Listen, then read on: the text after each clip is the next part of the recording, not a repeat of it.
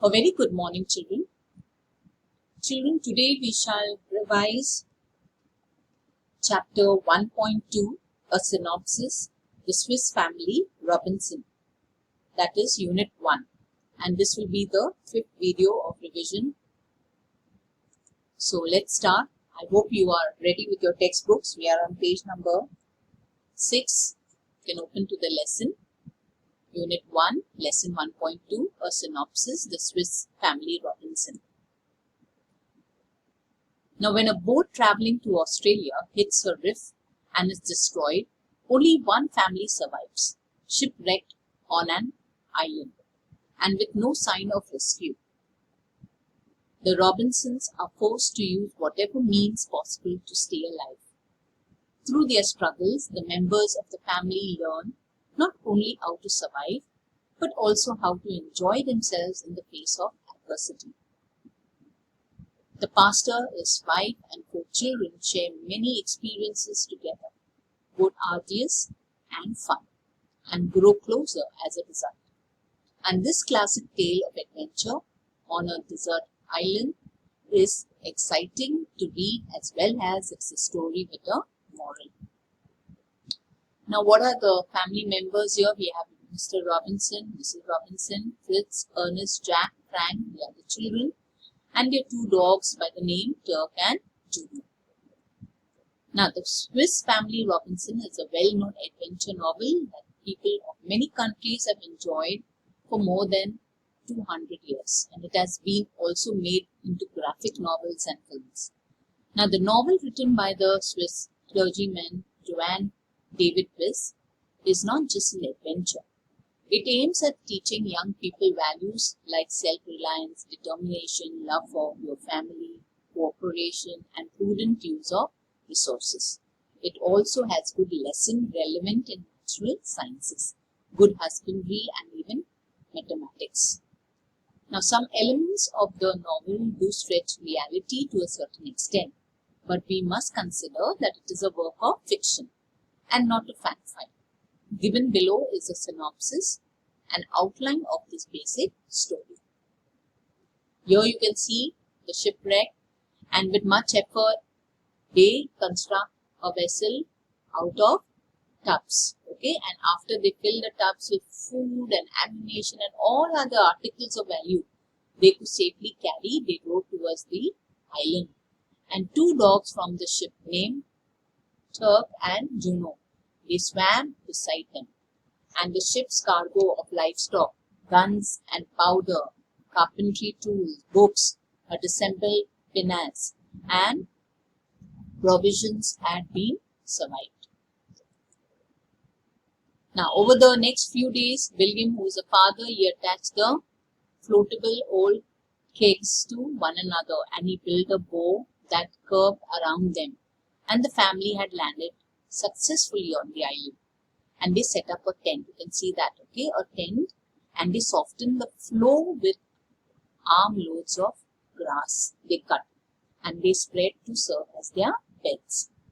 Now they came to a grove of trees. One tree grew what looked like gum on its trunk. And the father told the gods would make excellent bowls and spoons.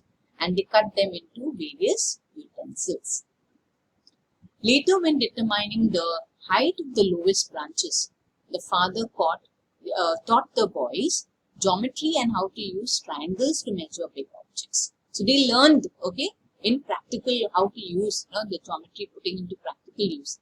And he measured a defined distance from the trunk.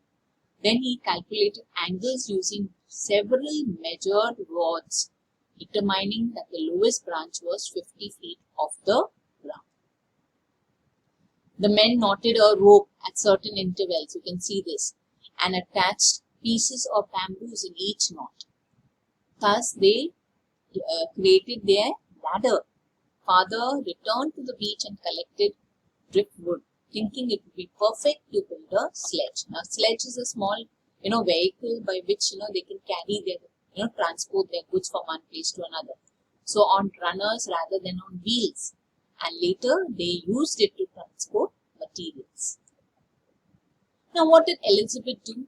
Now, meanwhile, Elizabeth, while the men were getting ready, the father and the children were getting constructing other things, she announced that the garden that she had been tending, she was looking after a garden there, and the garden was producing healthy plants, corns, melons, pumpkins, cucumbers, okay, were already growing. So you can see she had a rich garden. Now the next day when father and Fritz traveled to the woods, exploring and finding such exotic plants as one with waxy fruit from which candles could be made. They needed the candles. And Fritz discovered a tree exuding a rubbery sap from which his father claimed that they could make boots. Okay. Now thinking ahead of the next winter, they couldn't continue living where they were. Okay, they had to find another shelter. So what did father decided to create? A place safe from the elements and a strong storage spot to protect themselves and their belongings. So Fritz came up with the idea of cave, and not finding one, they thought of carving one of their own cave in the rock, abutting their camping site.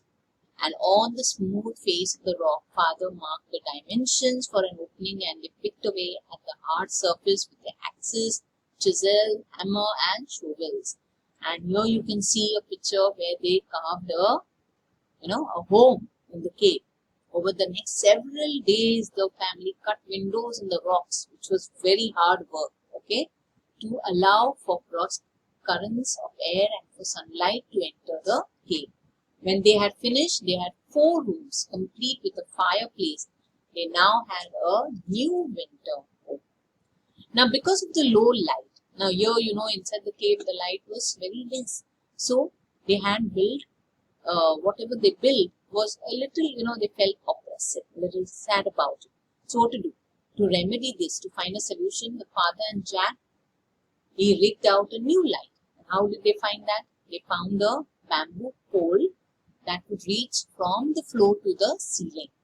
And then after securing it, Jack climbed to the top of the pole and he hung a large oil lamp that had rescued from the ship. So when the light was on the ceiling there, the entire cave could be lit. The room would be lit, okay?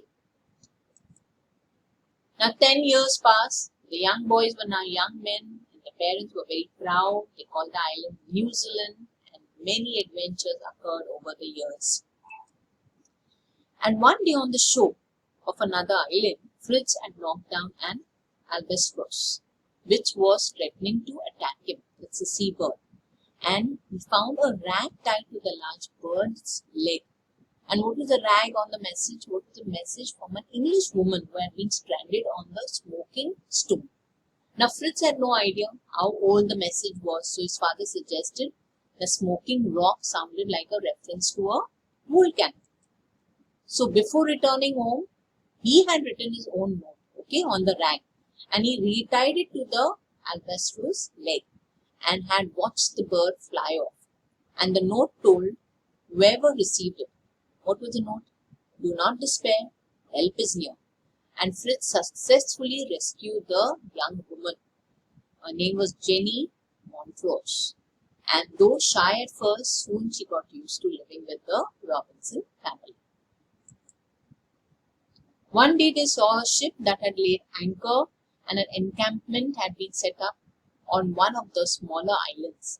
And after checking the people through their spy glass, Fritz and his father decided to announce themselves after they had returned home and cleaned it up. They did not want the crew to think that they were savages. And the next day, Fritz and his father met the captain and told him their own history as well as Jenny's. And what was the surprise? To everybody's surprise, it had been Jenny's father who had inspired the captain's search. So Jenny's father was looking out for his daughter, and he believed his daughter was still alive after 3 years. And the captain had decided to attempt to find her. So as the day ended, the father now decided they had to take a decision, okay, who wanted to stay on the island, who wanted to return with the boat, with the ship.